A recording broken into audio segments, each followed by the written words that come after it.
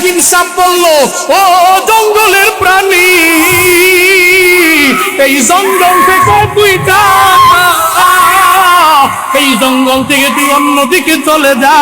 এবারকার ইব্রাহিম সাহেব বলার পরে ওই বাঘ চলে গেল, ওই বাঘ আর এলাকার মধ্যে নাই। এই এলাকাটা আবাদ হয়ে গেল, এই এলাকায় মাদ্রাসা, এই এলাকায় মসজিদ হয়ে গেল। সব আমার মাওলার ইবাদুর রহমানদের খেলা। যারা ইবাদুর রহমান হবে, এই ইবাদুর রহমানেরা যখন সিজদায় পড়ে যাবে, আল্লাহকে ডাকলে আমার মাওলা তার সিজদার মধ্যে সাড়া দিয়া দিবে।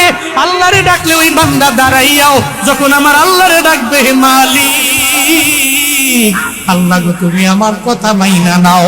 ইমাম গাজ্জালী রাহমাতুল্লাহি আলাইহি কয়, সে বলতে দেরি, সঙ্গে সঙ্গে তার রূহটাকে কবজ করে নিতে দেরি করে নাই। জিকির করেন লা ইলাহা ইল্লাল্লাহ, সবাই লা ইলাহা।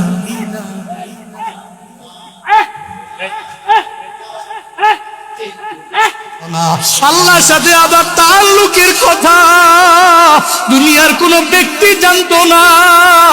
ও চিন্তা করলো, আল্লাহরে ডাকলো, হে মালিক, ও আল্লাহ তুমি তো জানো তোমার সাথে আমার সম্পর্ক দুনিয়ার কেউ জানতো না, আমার মায় জানতো না, বাবায় জানতো না।